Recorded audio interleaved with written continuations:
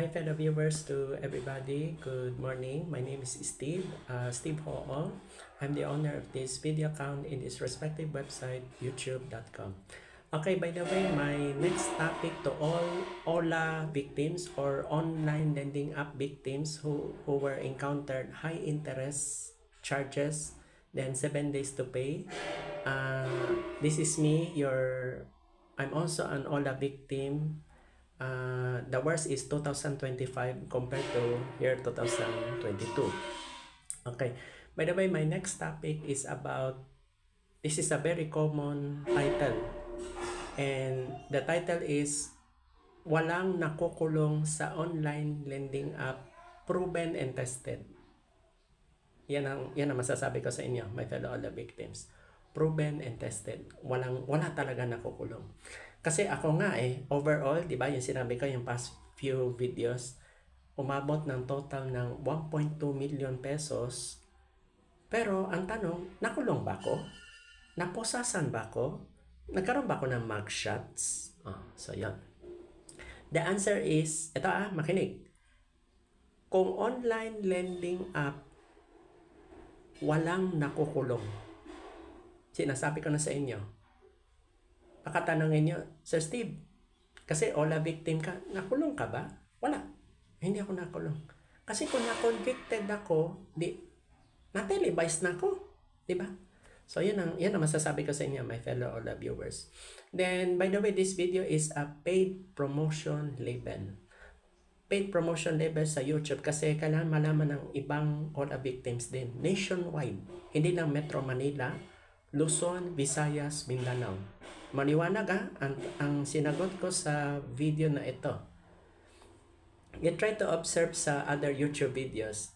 Attorney Claire Castro, siya na rin nagsabi. Doon nagsimula. Pangalawa, Chel Jokno, yung congressman ngayon, yung nanalo sa 2025 party list. Walang nakukulong. Kasi wala naman tayong pinirma Kung may pinirma, ang kaso, ang tawag yan, civil liability. Totoo yan. So, yun po. And you can ask any lawyers anywhere in the Philippines. Sa online lending, wala nakukulong. Kasi wala naman tayong pinirma So, yun ang kuha ko sa inyo. Yan ang masasagot ko sa inyo, my fellow OLA victims, sa lahat ng viewers. Napansin nyo yung kay Ate Red, yung YouTube account, diba ang sagot niya? Wala. Yan na rin. Team Marcos, yan din ang sagot. Walang nakukulong. Di kung umutang si Team Marcos, tapos na-pass through, na-mugshot ba siya? Wala. Yana Insta Review, naposas ba siya? Hinahabol ba siya ng pulis? Wala. Johnny Tor, Johnny or Johnny Det, dalawa yung YouTube account niya. Nakita mo ba siya na pinosasan ba siya? Wala. You try to observe. Lahat ng mga na-enumerate ko, pati two lawyers sa Philippines. Kasi walang legal basis Kaya itong video na ito is very clear. By the way, before I say goodbye, you can share this video. Take note maliwanag ang title ko sa video na ito.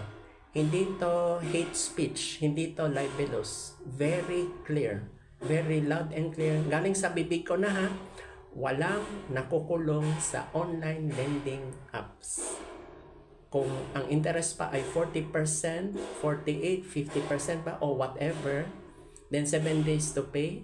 Just imagine, sa halagang 1,000 makukulong ka. Sa halagang 26,000 pesos, hindi pa kasama penalty, makukulong. Wow, grabe. So, I hope that this video catch up. Peace of mind. Ako na mismo nagsasabi, wala. Unless kung na-penalize tayo na multa, yun, di bale. Yun, we can accept. Pero yung sasabihin, nakulong ka, nakaagad-agad. Kasi kung nakulong ako, wala na ako live video. Na-mugshot na ako. Na-televise pa ako sa lahat ng TV stations. Wala. Kung nasa sinyo na yan, kung ayaw nyo maniwala, it's up to you na yan, my fellow viewers. If you are not interested, you can skip this video. Okay? So, yan po ang masasagot ko sa video na ito. Yan yung common question eh. Ito, talagang mapi-peace of mind kayo. Wala talaga. Kasi kung ako lang, hindi lang sa lugar ko napahiya. Whole Philippines, di ba? Wala. Okay? So, itong video na to is very loud and clear. Walang nakukulong sa online lending app dahil wala tayong pinirmahan. Oo, yes, meron tayong na-click na terms and conditions agree button. Tama. Pero, did we sign? Wala. Nag-agree, yes. But sign, no. Kasi wala naman pinirma. There was no signature on the contract involved. Unless kung may pinirma like character loan, o yan, may issue loan passbook, kasi may pinirma eh. Kumbaga promissory note. Ito, online kasi ito eh. Iba situation. Okay, so I hope that this video will learn a lesson. May isa pa ako idadagdag, peace of mind. Yan ang peace of mind sa mga OLA victims na katulad ko. Thank you so much.